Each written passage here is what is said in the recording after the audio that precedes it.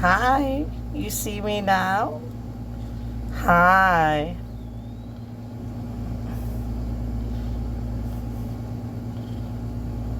Go ahead and eat.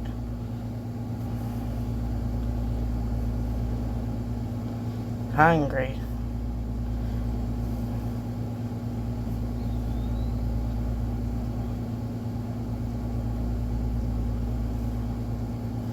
Cute little hands. Oh. Kitty, kitty, kitty, kitty, kitty. Kitty, kitty, kitty, kitty.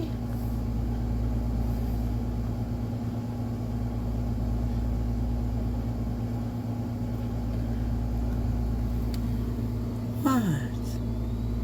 What is it?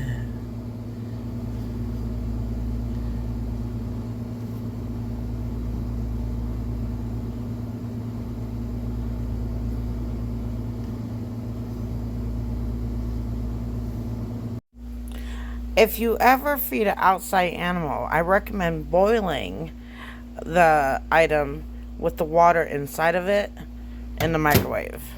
And you can just do it for like a minute.